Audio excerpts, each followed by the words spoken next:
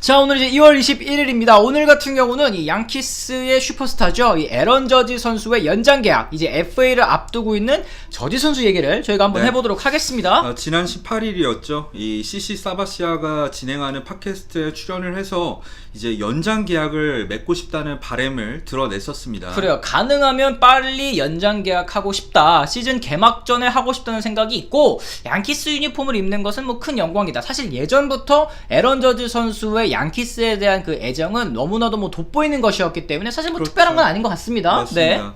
근데 이제 올 시즌을 마치고 이제 에런 저지가 FA가 되잖아요. 저지는 그 전에 이제 양키스와 빨리 계약을 마무리했으면 좋겠는데 양키스 쪽에서는 딱히 움직임이 보이지 않는다는 게 문제인 것 같아요. 그렇습니다. 자, 어쨌든 이 에런 저지 선수의 이 출생부터 한번 좀 이 유명한 이야기가 좀 있었던 것 같아요. 이 저지 선수가 알고 보니 뭐 입양아 출신이다라는 얘기들은 뭐 많이 아실 것 같습니다. 그렇습니다. 출생 바로 다음 날 현재 부모님한테 입양돼서 성장을 했었고요.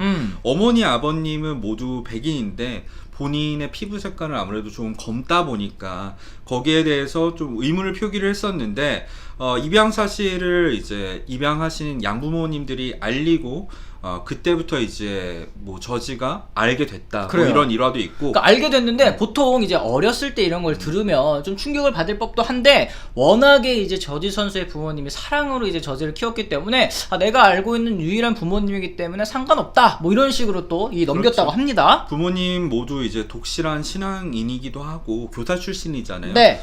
자녀들 교육에 신경을 굉장히 많이 쓰셨다고 하고요. 사실 저지한테는 형이 있는데 형도 입양자입니다. 존슨 저지는 이제 국적은 아니고 이제 한국 출생으로 알고 있죠. 네. 입양을 해서 이제 형도 입양하라는 거 이것도 잘 알려진 사실이죠. 그래, 뭐 한국에서 영어 강사를 하고 있다는 얘기도 있는데 뭐 현재도 하고 있는지는 잘 모르겠습니다만 어쨌든 뭐 마이너리그 때부터 랩 스나이더 선수, 이 랩 스나이더 선수도 사실 입양아 출신이죠. 그렇죠. 예, 입양아 출신이기도 하고 이 마이너리그 시절에 같이 선수 생활을 했기 때문에 굉장히 절친한 사이로 알려져 있고요.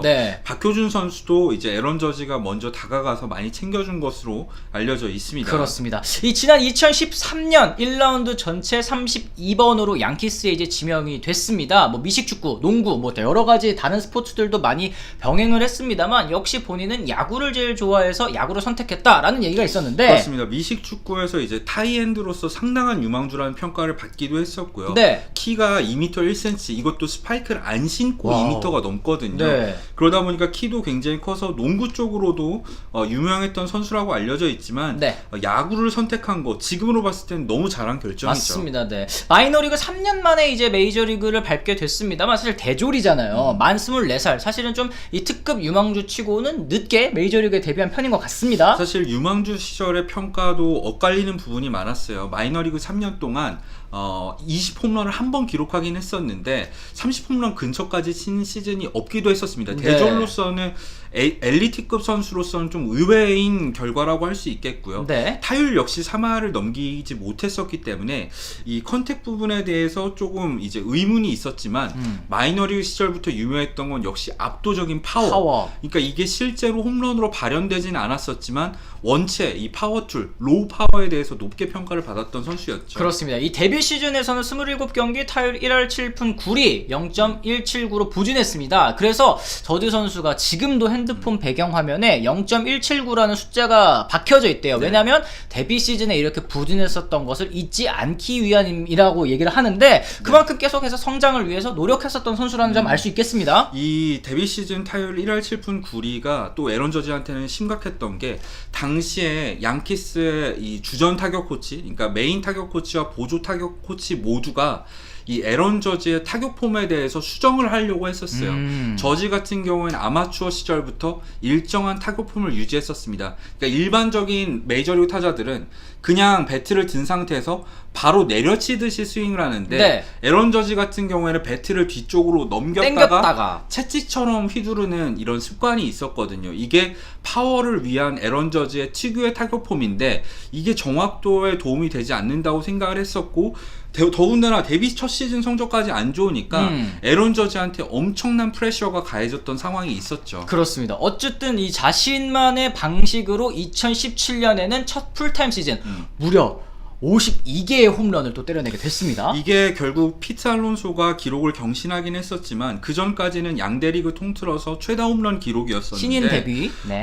신인상과 함께 MVP 투표에서도 2위를 차지했었죠. 정말 대단했던 시즌이었습니다. 그러니까 이 시즌에 뭐 타율이라든지 안타, 도루 뭐 이런 지표를 제외한 대부분의 타격 지표에서 에런 저지 선수가 이 MVP를 차지한 알투베에 비해서 앞서는 부분이 많이 있었는데 이 시즌 MVP 결국에 알투베가 타게 됐습니다. 그렇죠. 이 작은 거인 그리고 타율도 워낙에 좋았고 이 시즌에는 알투베가 장타력도 상당히 훌륭했거든요. 그러면서 알투베한테 표가 많이 몰렸었는데 저지가 이때는 알투베 충분히 탈만했다. 오히려 지지 선언을 하면서 저지에 대한 이런 인성에 대한 평가가 많이 올라갔었던 게 생각이 납니다. 그래요. 뭐 이후에 사인 홈치기 스캔들이 터지면서 사실상 2017년 MVP는 뭐 저지가 타야 된다라는 의견이 뭐 대두되기도 했었죠. 맞습니다. 네. 어쨌든 이 크고 작은 부상 때문에 2021 시즌 올 시즌 전까지는 사실 좀 풀타임 시즌이 없었기도 했어요. 부족했어요. 그러니까 비율 성적만 놓고 봤을 때는 160경기를 넘게 뛰었을 경우엔 물론 엄청난 성적이었겠지만 부상이 너무 많다 보니까 100경기 언저리를 출전하면서 생각만큼 타격 성적이 좋지 않았었어요. 그래요. 누적 성적이 좋지 않았었는데 지난 시즌에는 정말 대단한 활약을 펼쳤었죠. 그렇습니다. 역시 부상이 없는 저지가 어떤 성적을 기록할 수 있던지 보여준 게 39개 홈런을 때려냈잖아요. 맞습니다. 네. 대단했던 시즌이었죠. 네, 양키스 타선이 사실 시즌 중반까지도 계속 침체되어 있던 그런 상황이었는데 이 포스트 시즌 와일드카드 경쟁에서도 조금 어려움을 겪을 때 이제 발동에 걸린 거예요. 저지부터 시작을 해서 그래서 이 와일드카드 진출에 굉장히 맹활약을 해줬다. 그리고 마지막 최종전에서도 끝내기 안타 친 선수가 바로 에런 그렇죠. 저지 아니었습니까? 그러면서 와일드카드 단판전 진출을 확정시킨 그런 멋진 활약을 펼치기도 했었습니다. 네, 어쨌든 지금 이 양키스에서 제일 핵심이 되어 있는 타자가 바로 에런 저지이고 또 주포라고도 말씀드릴 수 있을 것 같은데 이제 경기에서 보여주는 모습뿐만 아니라 이 선수가 워낙에 선한 선수이고 네.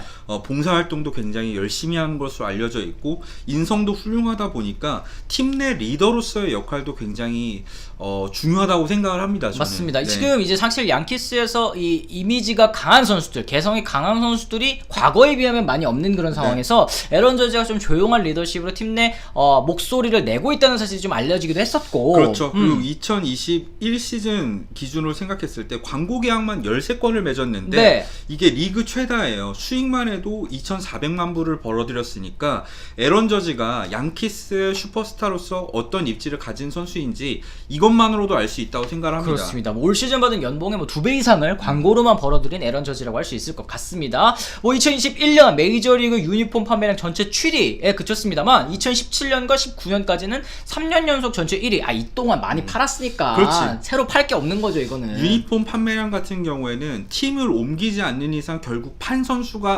이 팬들이 많으면은 낮아질 수밖에 없어요. 에런 저지 같은 경우에는 3년 연속 1등을 했기 때문에 이제 유니폼 판매는 줄어들 때도 됐죠. 이미 살 사람들이 다 샀는데도 불구하고 아직까지 전체 7위라는 것이 이 전국구 스타로서 양키스의 최고 스타로서 저지 선수의 입지를 좀 알려주고 있는 것 같습니다. 어쨌든 이제 본격적으로 이 계약에 관련된 이야기를 하자면 에런 저지 선수 같은 경우 지금 연평균 4천만 달러 이상의 연봉을 원하고 있다라는 얘기가 나오고 있네요. 그렇죠. 에런 저지 같은 경우에도 당연히 양키스에 대한 충성심이 굉장히 높은 선수이긴 하지만 본인에 대한 자부심도 굉장히 뛰어난 훌륭한 선수라는 거죠. 네. 그게 바로 타격폼 고치라고 했는데 저지는 절대 안 고치는 거 보세요. 이 선수도 자신에 대한 프라이드와 고집이 있는 선수인 만큼 거기에 합당한 연봉을 받기를 원하는데 사실 나이가 만으로 30살이나 됐기 때문에 이런 계약을 받을 수 있을지는 사실 좀 의문이 있긴 합니다. 그래요. 뭐 초장기 계약은 조금 어려운 상황인 것 같은데 뭐 현지 칼럼니스트들의 예상 계약 규모도 한 6에서 7년 정도를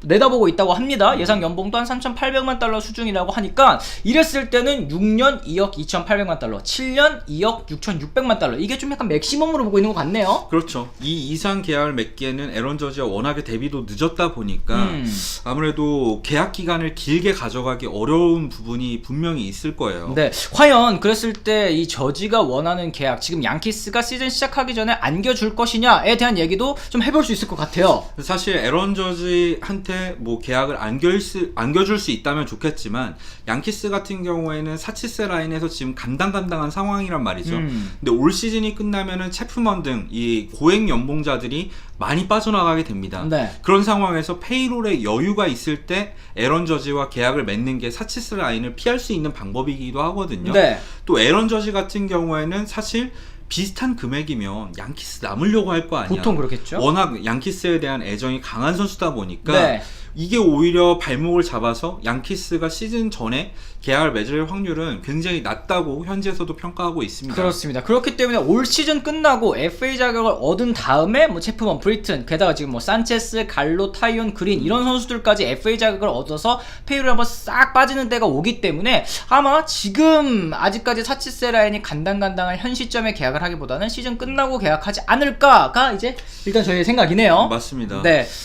저지 같은 훌륭한 스타는 미리 잡아두는 것도 나쁘지 않은데 최근 양키스의 운영이 확실히 아쉬운 부분이 있긴 합니다. 맞습니다. 자, 그렇게 해서 저희가 오늘은 이 에런 저지 선수가 과연 양키스의 슈퍼스타로 끝까지 은퇴할 때까지 남을 수 있을까에 대한 얘기를 나눠봤는데요. 여러분이 생각하시는 이 저지 선수의 예상 몸값이라든지 아니면 계약 규모도 같이 댓글에 남겨주시면 좋을 것 같습니다. 저희 내일 또 다른 컨텐츠로 돌아오겠다는 말씀 전해드리면서 오늘은 이만 물러가 보도록 하겠습니다. 지금까지 시청해주신 분들 모두 감사합니다. 고맙습니다.